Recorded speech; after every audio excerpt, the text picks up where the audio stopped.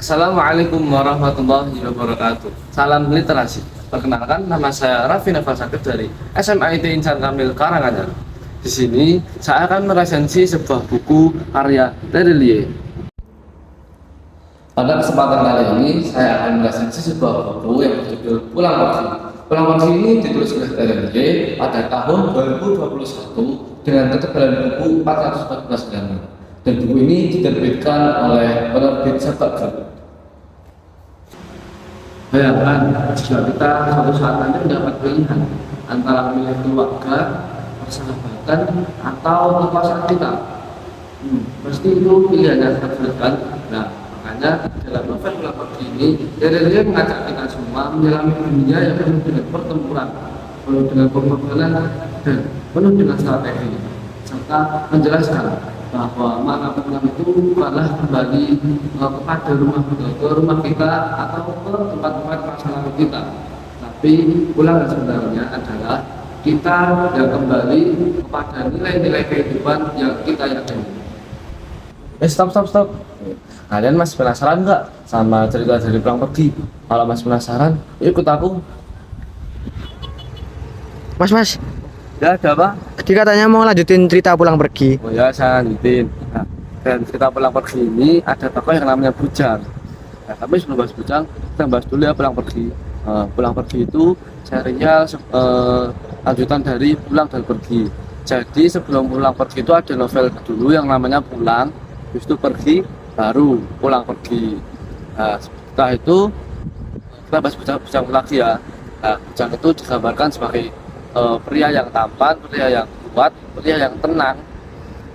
Dan saat ini dalam serial ini Bujang diberikan tantangan lagi yang lebih besar, tantangan yang lebih kuat, musuh-musuh yang lebih tangguh, sehingga memaksa Bujang itu berpikir lebih keras bagaimana ya caranya aku bisa keluar dari semua masalah ini tanpa menyelakai orang-orang yang aku sayangi. Kok masih gak ada? Sini loh mas.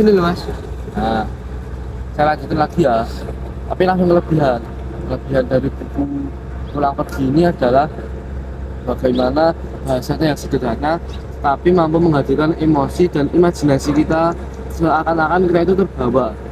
Saya merasakan itu seakan-akan saya merasa ikut mengejar Bujang yang saat itu dikejar oleh pembunuh bayaran, dan saya itu juga merasa saat itu ikut perang dalam peperangan Bujang melawan musuh-musuh yang tangguh lainnya. Tapi buku ini juga memiliki kekurangan. Ya wajar lah, kan ini buatan manusia, jadi ada kekurangan. Tapi kekurangannya itu sedikit banget.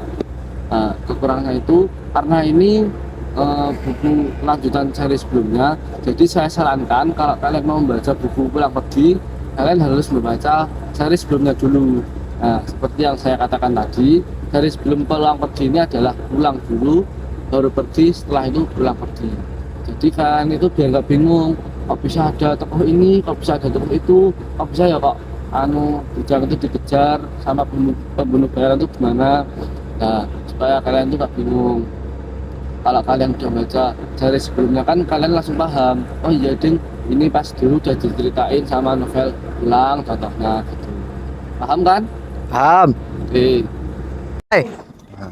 Nah teman-teman, dari novel ini saya belajar bagaimana kekuatan sejati itu bukan hanya tentang siapa yang paling kuat, bukan siapa yang paling tangguh, dan bukan siapa yang paling bisa bertarung, tetapi siapa yang masih tetap bisa berada di prinsip kehidupannya, seperti menghargai pendapat orang lain, terus berani bertanggung jawab atas keputusan yang ia pilih.